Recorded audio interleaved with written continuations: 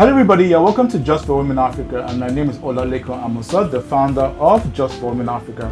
And today on the show, on a Zoom interview all the way from Lagos, Nigeria, we have with us the CEO and founder of Luxe by Franuel Furniture, Frances Oboro. Yeah, welcome to the show, Frances. Thank you. All right, Frances. Frances makes eco-friendly vintage furnitures, and she'll be talking to us about how she got started into the business and what the furniture business is like in Nigeria as a woman producing it. Frances, before we go into Luxe by Franuel, could you just tell us briefly about yourself? Okay. So my name is Frances Oboro. I'm a legal practitioner, I'm a lawyer, and I'm also into eco-friendly vintage furniture making. And well, I've been in this field for over a year now, at least officially, and it's really been a very crazy ride, I must say, because like a lot of people still see me and wonder, like, how do you make this? Do you actually make them yourself, or you just employ people? And then it's always like back and forth, trying to show them that, oh, we actually do this, or I actually do this because I love doing this, and I still practice law, by the way, but not as often as I used to before. So that's basically it. Okay. So we can say that furniture is your new love instead of law? You can say that. Okay, all right. By the way, I've seen your furnitures. They're really nice. They're lovely. I wish I could get some of them shipped over here to Ghana. I mean, it's really, really nice. How do you go about making your furnitures and coming up with your concepts? Okay, for concept, I think they just come naturally because I've always been fascinated with unconventional furniture, like things that are unique or things that you don't find everywhere. So I've always been about, like, before now, maybe like let's say 2 years ago, when I'm going through Pinterest, I'll be seeing ideas. I'm like, people actually make this stuff, so I can make it. But I was into full practice then, so I couldn't really make, at least in large production. So whenever we use there's this rope we use, it called jute rope. Whenever I take the rope and then I start making things, and I'm already making one idea, another one comes to me and I'm like, okay, instead of this, maybe for the next one, I can try a different, design, try putting this here instead, changing this. So it just like comes as I'm working. Okay, that's nice. Ideas are flowing in. All right. So what is it like? What's the furniture business like in Nigeria as a woman? Manufacturing furniture. Is the market receptive to the fact that a woman is actually out there, cutting the wood and actually making the furniture, and they're willing to buy? Or they're like, no, leave it for the man. Let the man, that's the man's job. Let him do it. That's a very, very good question. Funny enough, the truth is that most times when men see me making furniture, they want to buy it. Like, it's almost like, let me just buy it. Maybe this thing is not good. She's a woman, so it will not last. So I think people are more fascinated. They're like, oh, a woman is doing this, let's patronize her. And then women are so fascinated even more because they are like, let's support our own, women supporting women, you understand? Then men are intrigued and they buy because, well, wow, a woman made this, okay. It's something that you can brag about. A woman made my furniture, a woman made this mirror. So it's always like very intriguing when I call a client or speak to a client and they are like, oh, you're a lady. And I'm like, yes, my pictures and videos are everywhere on my page. So it's really been crazy because I think it has helped me more because I'm a woman. I think if I was a guy or a man, it'd be more competitive and, you'll be like, it's a normal guy thing. Any guy can do this. But when a woman does it, it's more interesting and appealing. Okay, that's true. All right, so you've been in business for the last 1 year. What are some of your challenges in upscaling your business? Okay, I would say the major challenge is a workspace. So initially when I started in Lagos, but somewhere else. I had a very big space. at least compound space. So I was producing outside my house, but there was a big compound space. Then we had to move to Lekki, and everywhere in Lekki is small. Like there's hardly enough parking space. So, and I still work from home. So producing furniture is difficult because sometimes I lose out on large scale production because of the space. And that's my major challenge. And getting a workspace around here is pretty high because it's like they want to cut our neck, this Lagos. Let me put it like that. It's expensive. Like you are seeing places as high as 10 million in naira, and you're wondering, like, when will you get here? So for now, we produce from my house here, and it's pretty challenging. It is actually. Okay. We'll bring this to my next question. I interview lots of women in business, and they say that when a woman walks into the room to do business or with her investors, she's not taken seriously. Do you find yourself in that same situation, or when you're selling your furniture, when you step into the meeting room, they realize it's a woman, and all of a sudden the excitement is gone? Well, I would say it's subjective because it will depend on what you're doing. So the last time I walked into a room to talk to a body of people, they were mostly men, true. But then I went there, I went to some samples, and then I started talking. At first, there was this distracted or look like, okay, maybe something that we've seen before. And like you said, when it's a woman, there's this general misconception that if we invest in this now or buy this idea, as a woman, maybe things will come up, distractions, kids, marriage. So there's always this restraints with investors for women because they feel that a woman can get distracted or would get distracted with time and start thinking of other things like family. But so far so good. Maybe I've been fortunate, but when I talk to people, especially when I go with something like a sample, like something they can experience and see and touch, they pay attention. They may not buy into the idea immediately, but they pay attention and they like the idea. So they kind of give me audience, at least for some minutes, and then they'll start saying, okay, looking for the loopholes, asking questions, but the audience is always there. Okay. So what do you think women can do to make sure that when they walk into a room like a board meeting, for business, or they walk into a bank, they're taken seriously as an investor or as an entrepreneur? I think the first thing would be to go prepared. Like a lot of times when your investor, they'll ask you a question like, tell us about your product. How your elevation pitch, how you present yourself has to be like on point, because you only have about some few seconds before they get bored, because they hear these things every day. They get to know people, they listen to people's ideas. So your own idea or your business pitch has to, be pulling, has to be as in foolproof. You don't go there with doubts or unanswered questions that you've not already asked yourself. So when you go there with, let me just go and try my luck, the same thing will happen. They'll just look at you and be like, this one is not ready. Because people come there, it's competition. People come there with ideas, with things that will blow your mind. So you don't want to go there like without the full idea of what you're doing or about your product, about your business, what you see yourself doing in 20 years, 10 years, the whole idea. Okay. I do agree with you on that.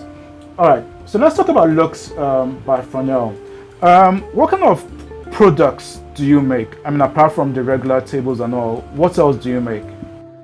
Okay, so we make dining sets, we make chairs, we make mirrors, which is actually our bestseller, stools, rugs, doormats, bowls, so many items actually, even wall decor. So we make all those things, like this one behind me. Oh, that's beautiful. Thank you. Okay. So are all the products sourced from Nigeria, or you have to import in any of the materials? Well, most of our products are sourced from Nigeria, although we do import some items like the seashells we use for our mirrors and tables, the exotic shoe shells. We import some few other things like unique pieces, and even the rope we use for our furniture. We import some of them because they're not easily sourced in Nigeria.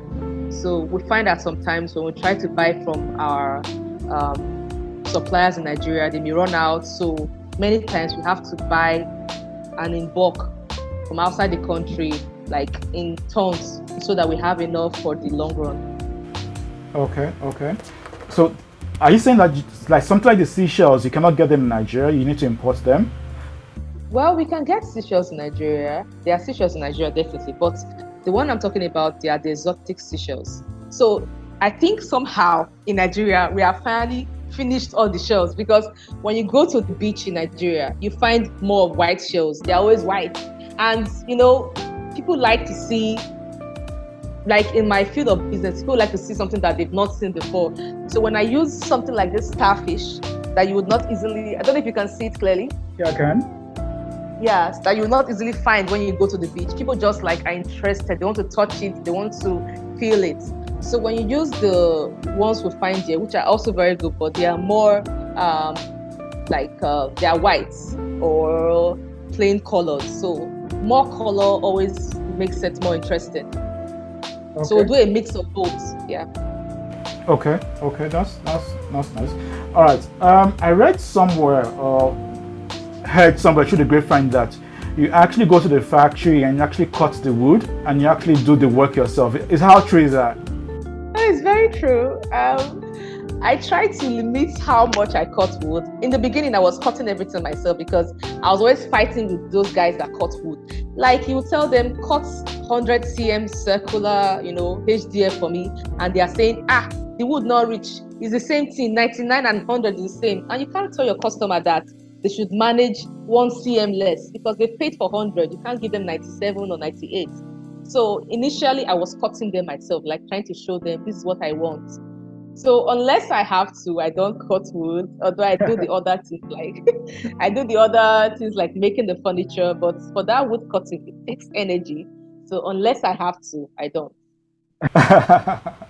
That's interesting. All right. So basically you have a staff. What's your staff?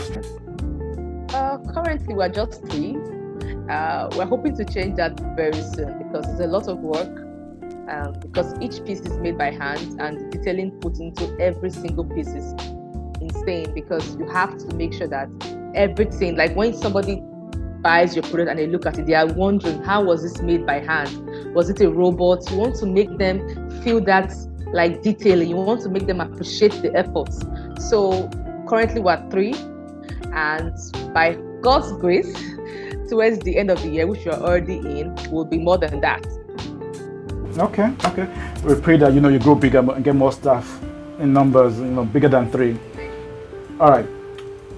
We bring this to the next one. What's your definition of a successful woman? There's the theory book out there that says that a successful woman is somebody who's able to balance, her work at home and other stuff. Do you agree with that definition?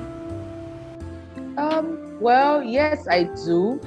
That balance is very necessary because sometimes as a woman or as a working woman and a married woman, most times you tend to cross that line. You cross that line because maybe you've not fully arranged your, operations. So sometimes, like in the beginning, there were times that I would be working and there'll be no food at home. Like I'll be working and I'll forget. I'll check the time. Wow, 6 p.m.